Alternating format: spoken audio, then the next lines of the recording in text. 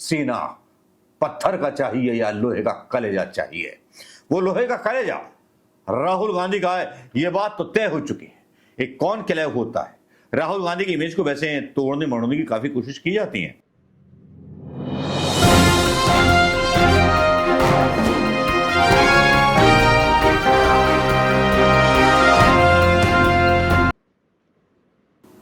राहुल गांधी एक ऐसे किदवंती बन चुके हैं मोदी के लिए जिसका जवाब देना प्रधानमंत्री मोदी के लिए मुश्किल है।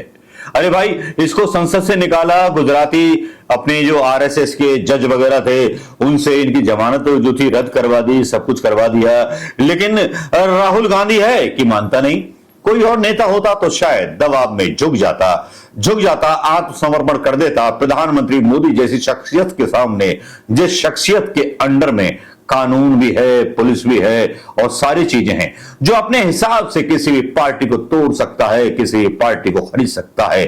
वो शक्ति भी है अदानी जैसी, जिसके खिलाफ बोलने वाले को दम चाहिए, सीना पत्थर का चाहिए या लोहे का कलेजा चाहिए?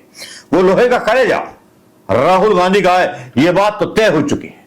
एक कौन क्या होता है, राहुल गांधी की इमेज को वैसे तोड़ने मरोड़ने की काफी कोशिश की जाती है, लेकिन राहुल गांधी हैं कि मानते नहीं। अब जो है वो है, जिद्दी गांधी होते हैं। वैसे मैं आपको एक बात बता दूं, एक पिक्चर देख रहा था, रोड टू संगम, उसमें बड़ी अच्छी पिक्चर है, आप भी देखिएगा। गांधी ना मुसलमानों के हितैषी बने ना हिंदुओं। गोडसे ने गोली मारी, उन पर आरोप लगते रहे कि मुसलमानों को पक्ष दे रहे थे, मुसलमानों ने कभी उनका पक्ष नहीं लिया।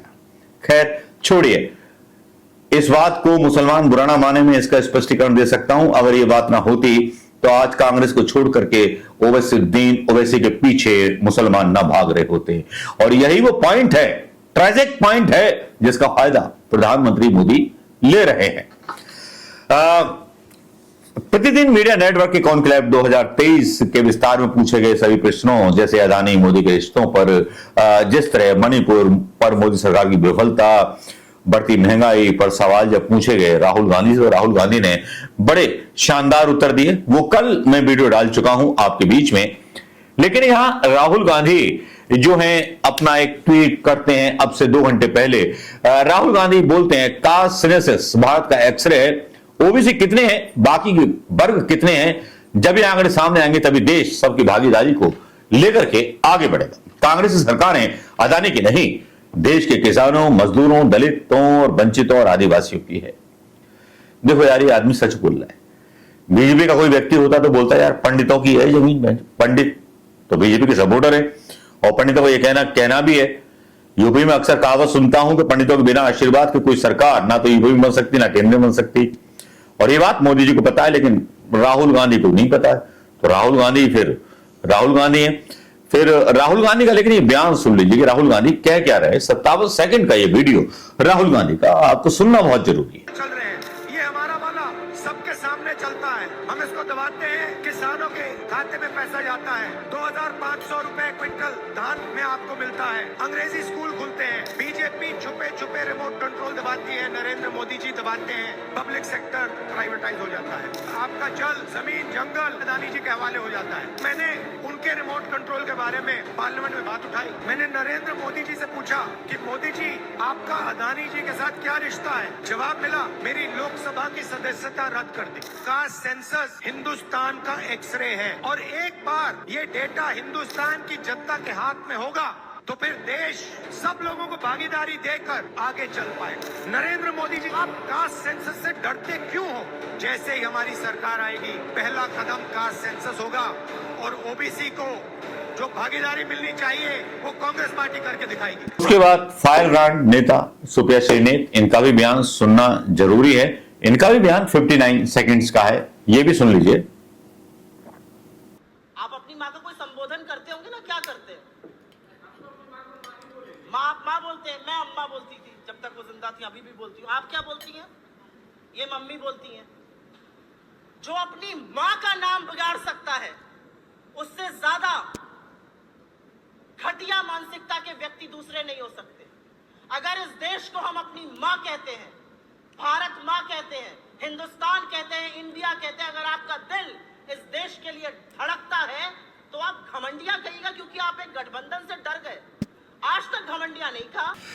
ये बयान आपने सुन लिया होगा और इस बयान के बाद बस ये कहने में कोई जरूरत नहीं बचती। जब 2014 से प्रधानमंत्री मोदी जी की विजय यात्रा शुरू हुई थी, विजय गाथा शुरू हुई थी, तब राहुल गांधी लगभग शून्य कर दिए गए थे। उनकी ऐसी इमेज बना दी गई थी कि जिस इमेज को केवल आदमी साफ चश्मे से नहीं, एक ऐसे चश्मे से देखता था जो चश्मा बीजेपी ने पहना दिया था हर हिंदुस्तान की पब्लिक को।